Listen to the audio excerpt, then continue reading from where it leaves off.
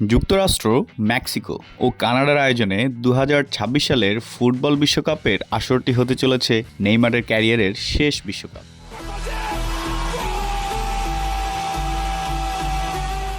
Brazilian football তারকার এই ঘোষণা শুধু তার ভক্তদের জন্য নয়, গোটা ফুটবল দুনিয়ার জন্য একটি আবেগ ঘন মুহূর্ত।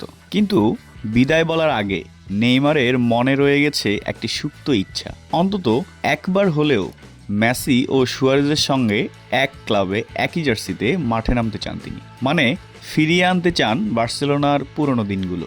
ব্রাজিলের হয়ে সবচেয়ে বেশি গোল করা নেইমার এক সাক্ষাৎকারে বলেছেন, আমি অন্তত চেষ্টাটা করব। ব্রাজিল দলে ফেরার জন্য প্রাণপণ চেষ্টা থাকবে আমার, কেননা ২০২৬ বিশ্বকাপই আমার শেষ। শুধু জাতীয় দলেই নয়, ক্লাব ফুটবলেও অতীতমুখ হওয়ার আকাঙ্ক্ষা তার। ২০২৩ সালে পিএসজি থেকে সৌদি আরবের আল হিলালে যোগ দেওয়ার পর ক্লাব স্তরে মাত্র ৭টি ম্যাচ খেলেছেন। চোটের কারণে বেশিরভাগ সময় থাকতে হয়েছে মাঠের বাইরে। নেইমারের ভীষণ ইচ্ছা যুক্তরাষ্ট্রের ইন্টার মিয়ামিতে খেলবে।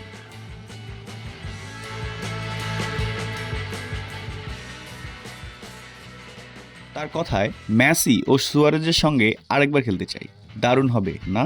ওরা আমার বন্ধু, প্রায়ই কথা হয়, আমরা তিনজন আবার একসঙ্গে খেললে ম্যাজিক হবে, ম্যাজিক। কিন্তু নেইমারের এই স্বপ্ন কি বাস্তবে রূপ নেবে? সময় হয়তো এই প্রশ্নের উত্তর দেবে। কিন্তু তার আগে ফুটবল দুনিয়া অপেক্ষায় থাকবে সেই জাদুকরী মুহূর্তের জন্য, যেখানে নেইমার, মেসি আর সুয়ারেজ একই সঙ্গে মাঠে নামবেন আর স্মৃতির স্রোতে ভাসাবেন পুরো বিশ্বকে।